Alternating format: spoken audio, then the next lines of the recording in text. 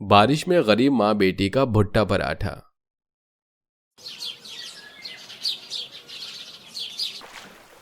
तेज बारिश में भीगते हुए गोविंद घर आता है और ज्यादा पानी भरा होने की वजह से उसका गड्ढे में पैर चला जाता है। अरे कोई बचाओ मुझे, अरे बचाओ, मेरे पैर में चोट लग गई। अरे लगता है पैर सरिये में आ गया है। अरे मेरे पास कोई नहीं है। ओहो, मुझे खुद ही कोशिश करनी होगी। गोविंद खुद ही जैसे तैसे कोशिश करके घर आता है। खून से उसका पैर लथपथ होता है। वो गिर पड़ता है। आवाज सुनकर उसकी बेटी और पत्नी उसे संभालते हैं। पिताजी, पिताजी आपको क्या हुआ? इतना खून कैसे निकल रहा है? ये चोट कैसे लग गई? अरीशा के पिताजी बताइए ना, आपको इतनी चोट कैसे लगी? मुझे बहुत घबराहट हो रही है। इनकी तो तबीयत ठीक नहीं है। अरीशा बेटी, मैं तेरे पिताजी को संभालती हूँ। तू जल्दी से सरसों में हल्दी गर्म करके ले आ। हमारे पास पैसे नहीं हैं जो डॉक्टर का खर्चा उठा सके। जी माँ। पिताजी। अलीशा अपने पिता के लिए सरसों हल्दी गरम करती है। वहीं सुमित्रा अपने पति के कपड़े बदलकर उसे बिस्तर पर लेटा देती है और हरी सरसों का मरहम उसके चोट पर लगा देती है और कपड़े से बांध देती है। आप चिंता मत कीजिए, आप जल्दी ठीक हो जाएंगे। मैं आपको अभी कुछ भी पूछकर परेशान नहीं करूंगी। माँ, पिताजी ठीक तो हो जाएंगे ना? हाँ, वो ठीक हो जाएंगे, तो चिंता मत कर, खाना खा ले। नहीं माँ, मैं आपके बिना खाना नहीं खाऊंगी, और जब पिताजी को होश आएगा तभी खाऊंगी। बेटा तू जिद क्यों करती है, खा लेना। नहीं माँ। सुनीता के लाख समझाने पर अलीशा नहीं समझती और अपनी माँ के साथ भूखा रहकर रात बिता देती है। अगले दिन गोविंद को होश आता है तो अलीशा अपने हाथ से पिता को दाल भात खिलाती है। पिताजी, अब आप ठीक तो है ना? कैसे चोट लगी थी आपको? अरे कल रात को इतनी बारिश से सड़क पर पानी भर गया कि गड्ढे में मेरा पैर चला गया। वो तो जैसे तैसे मैं निकल आया, उसी खींचतानी में सरिया से पैर घायल हो गया। इसे छोड़ो, तुम दोनों फिक्र मत करो। तुम लोगों ने खाना खाया या नहीं खाया? मैं जानता हूं कल रात से तुम दोनों ने कुछ नहीं खाया। चलो अब खाना खाओ। आपको कुछ होता है तो मेरी तो सांस ही अटक जाती है। अरे बस करो तुम माँ बेटी रोना। ये सुनकर माँ बेटी रोते रोते हंसने लगती हैं और गोविंद उन्हें अपने हाथ से खाना खिलाता है। गरीब परिवार था, सब कुछ ठीक ही था, लेकिन बारिश की वजह से घर में पानी आ रहा था। इसी से सब घर वाले परेशान थे और बार बार माँ बेटी को पानी बर्तन में इकट्ठा करके बाहर फेंकना पड़ता था। माँ, इस झोपड़ी से पानी बार बार टपक रहा है, क्या इसका कोई इलाज नहीं है? कह दो कि इनकी मरम्मत करवा दे। सारा सामान खराब हो जाता है, घर में बार बार कपड़े भीगते हैं तो कभी रोटी बनाने में परेशानी होती है। हाँ बेटा, आज मैं कहूँगी तेरे पिताजी शाम को ही पैसे लाएंगे। इसमें उन्हें दुकान का उधार भी देना है। शाम को गोविंद मजदूरी से काम करके घर आ जाता है और भुट्टे लेकर आता है। अरे सुमित्रा, देखो मैं भुट्टे लेकर आया हूँ। मुझे इसका पराठा बनाकर खिला दो। उबाल कर मसल वाला वही पराठा बनाना जो तुमने शादी के बाद पहली बार बनाया था मेरे लिए। अच्छा अच्छा, वो आपने कहा था कुछ नया बनाकर दिखाओ मुझे खुश रखने के लिए, और मैंने आपको भुट्टे का पराठा बनाकर खिलाया था। अभी बनाती हूँ। वैसे भी मेरी बेटी ने कभी नहीं खाया।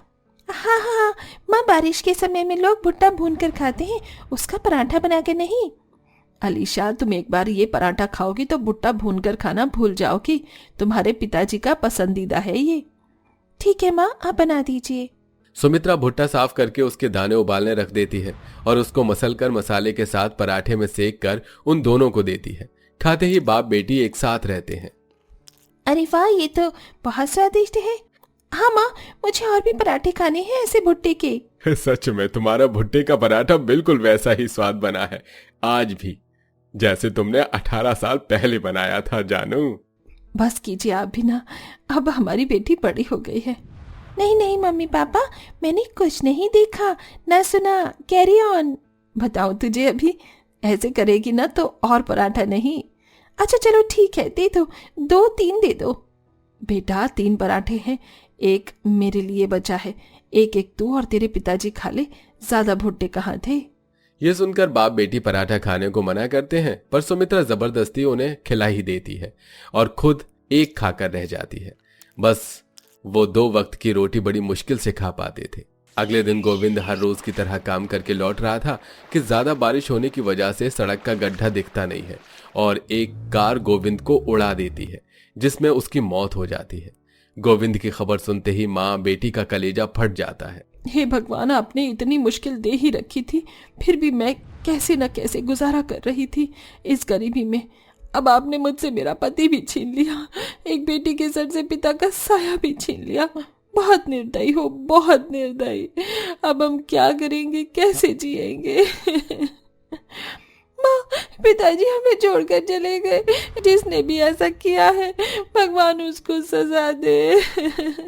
जैसे तैसे माँ बेटी बचे कुचे पैसे में से 2 हफ्ता काट लेती है, लेकिन फिर घर में पैसों की दिक्कत होने लगती है। माँ, कल दिन भर हम पानी पीकर सोए हैं, आज भी खाने को कुछ नहीं है। अब हम क्या करेंगे? मैं कोई काम ढूंढ लूं? तू क्यों करेगी, मैं हूं ना, मैं ढूंढ लूंगी।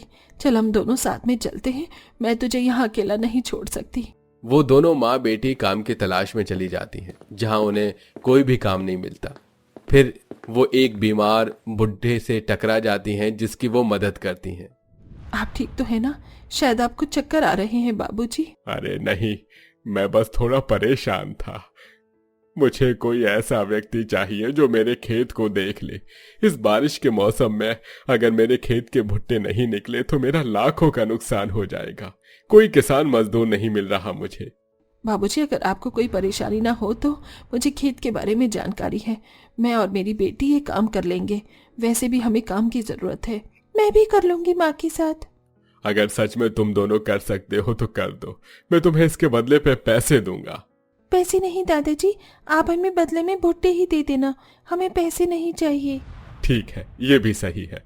चलो मैं तुम्हें अपना खेत दिखा देता हूँ। दोनों माँ बेटी उसके खेत में से उगे हुए मक्के को अलग करती हैं और माल को बाजार में बेचकर उनसे मिले पैसे सुरेंद्र को पकड़ाती हैं और वो बदले में उन्हें ढेर सारे भुट्टे दे देता है।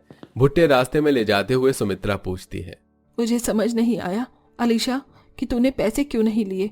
बाबूजी से इतने सारे भुट्टे लेकर हम क्या करेंगे?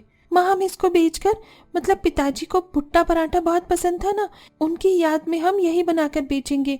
और वैसे भी भुट्टा भूनकर बेचना आम हो गया है, किसी ग्राहक ने ऐसा कुछ भी नहीं खाया होगा। इससे हमारा पैसा भी बनेगा और पापा की याद भी बनी रहेगी। अरे वाह, तूने बहुत अच्छी तरकीब लगाई है। सच में तू मेरी होशियार बेटी है।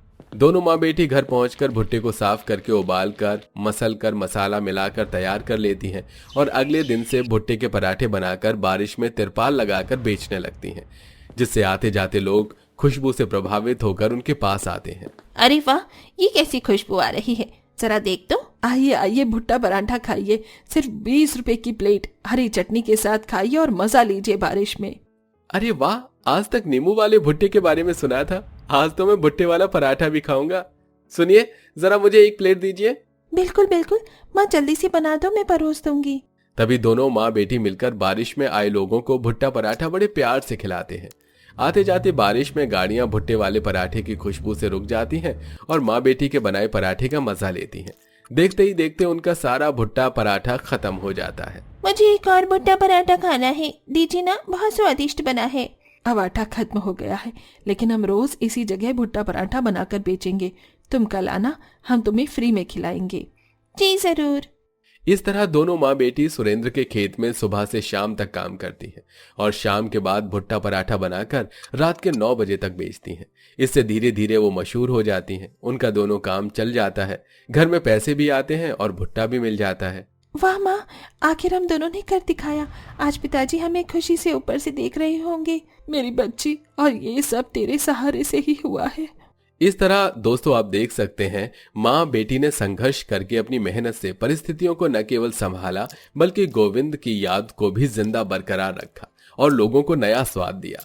धीरे धीरे उनकी किस्मत चमक जाती है और बारिश में ढेर सारे लोग उनका भुट्टा पराठा खाने आते हैं और अब वो अपनी दुकान खोलकर ढेर सारे भुट्टे पराठे का टिफिन पैक भी किया करते थे। दोस्तों, इस कहानी से हमें क्या सीख मिलती है और आपको कहानी में क्या अच्छा लगा, ये कमेंट करके हमें जरूर बताइएगा।